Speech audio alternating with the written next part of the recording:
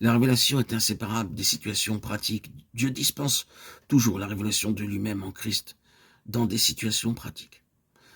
J'aimerais que vous saisissiez, mes bien-aimés, cela.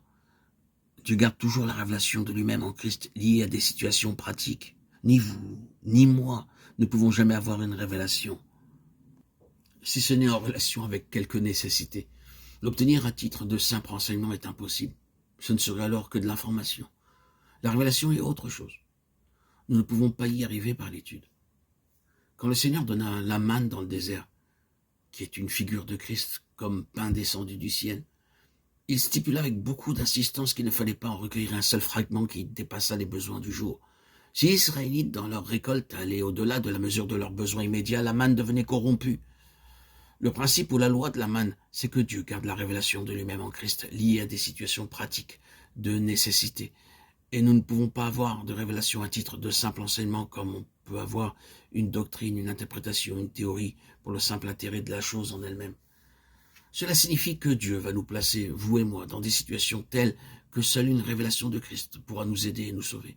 Remarquez que c'est dans des situations pratiques que les apôtres ont eu leur révélation pour l'Église.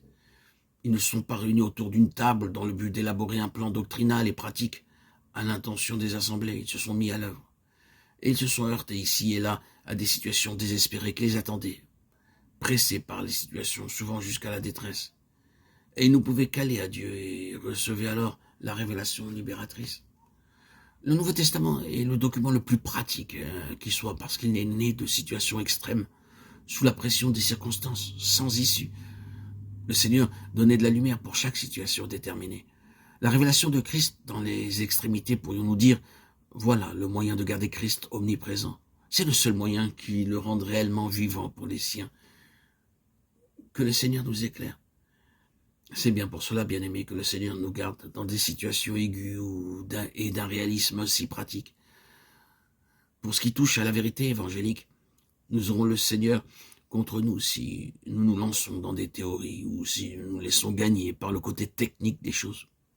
Ah, ayons peur de ce qui est technique, de ce qui n'est que théorique. Tout en reconnaissant que le Nouveau Testament a une technique et des méthodes qui lui sont propres, comprenons que nous ne pouvons pas nous contenter de les extraire pour entreprendre de les appliquer. Nous avons à rentrer dans la mêlée des situations néo-testamentaires pour avoir autant convenable une révélation de Christ qui réponde à chacune de nos situations particulières. La méthode du Saint-Esprit avec nous consiste donc à nous amener dans des situations réelles, à faire surgir des besoins vivants, vécus, en face desquels seule une nouvelle connaissance du Seigneur Jésus pourra être notre délivrance, notre salut, notre vie. Christ nous donnera alors, non pas une révélation de la vérité, mais une révélation de lui-même, une connaissance nouvelle de sa personne, pour que nous en venions à voir en lui quelque chose que nous n'avions jamais vu, et qui se trouvera à répondre exactement à notre besoin du moment. Ce n'est pas une abstraction qui est notre vie, c'est une personne.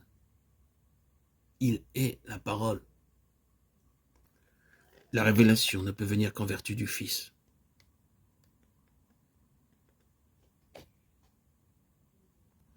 Personne ne connaît le Fils si ce n'est le Père, ni personne ne connaît le Père si ce n'est le Fils, et celui à qui le Fils voudra le révéler.